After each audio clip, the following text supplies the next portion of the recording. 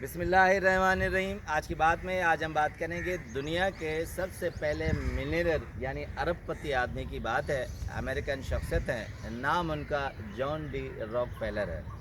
John D Rockefeller tycoon का एक इस्तारा माना जाता है और टाइटन के नाम से the life of John D Rockefeller में एक किताब है रॉन क्रोनो की, उन्होंने लिखी है।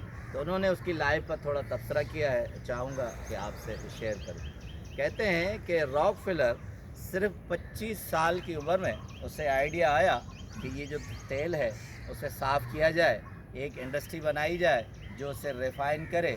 तो उन्होंने 25 साल की उम्र में अमेरिका में तेल रिफाइनरीज का काम किया और उसने इंडस्ट्री कायम की। उसके बाद सिर्फ 31 साल की उम्र में कहते हैं कि 90% अमेरिका का तेल उसने रिफ़ाइन कर दिया और ग्रुप ऑफ इंडस्ट्रीज़ बन गई। 38 साल की उम्र के बाद जब वो 51 साल में पहुंच चुका तो वो दुनिया का पहला अरबपति आदमी था जो दुनिया में माना जाता था। सारा हुक्म उसका चलता था, बिज़नेस उसके ताबे थी, लोग उसके ताबे थे और बहुत बड़ी तादाद लोगों की थी जो उसके एक इशारे के मुंतज़िर रहते थे।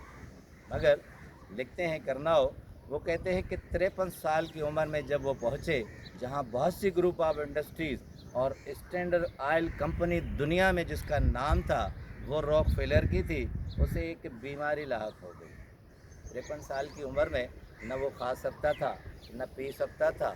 आहिस्ता आहिस्ता उसके जिस्म के बाल भी झड़ते गए, कमज़ोर होता गया, चेहरा सारा मस्त होता गया। हज़ारों स्किन एक्सपर्ट्स को दिखाया मगर उस चेहरे में रौनक नहीं आ सकी। अगर वो सोता भी तो 1 घंटा बमुश्किल सो सकता था। खाने में सिर्फ एक सूप था जो वो ले सकता था।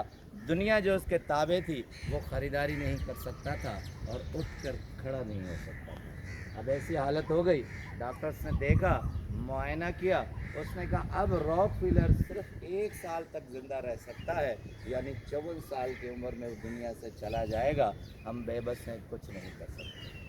लिखते हैं करना और ऑन, कहते हैं कि एक सुबह जब रॉकफेलर उठा, थोड़ी सी नींद की तो उसे अचानक ख्याल आया और उसने अपने अकाउंट्स मैनेजर को बुलाया, अकाउंटेंट को बुलाया, अटारनी मुकर्रर की और उसे कहा कि देखो, मुझे ख्याल आया है कि इतनी बड़ी दौलत जो मेरे पास है अब मेरे काम की नहीं है। मैं चाहता हूँ कि इसे फ़िलहाली काम में ख़र्च करूँ, हॉस्पिटल कायम करूँ, खैराती इदारे बनाऊँ और लोगों में इसे बांटूँ जो मुस्तहक़ हैं, और तहकीकी इदारे कायम करूँ। जिस तरह मैंने रिफाइनरीज़ की तहकीक की थी इस तरह इदारे कायम हों। कहते हैं कमोबश 200 आदमी 2 दिन में इस काम को लग गए और करोड़ों डॉलर्स जो अमेरिकन थे उस वक्त 19वीं सेंचुरी में इस्तेमाल किए गए। कहते हैं कि आहिस्ता आहिस्ता जैसे फ़िलहाली काम करते गए तो रॉकफेलर की सेहत आहिस्ता आहिस्ता बढ़ती गई। वो टाइकून अब फिलैंथ्रोपिस्ट बन गया और आहिस्ता आहिस्ता अपनी कुर्सी से उठ बैठा। उसके चेहरे के खदोखाल बेहतर होने लगे, स्किन बेहतर होने लगी। अब वो बात भी कर सकता था और थोड़ा बहुत काम भी कर सकता था। कहते हैं कि ये हैरानकुन बात थी कि वो 97 ईयर तक ज़िंदा रहा।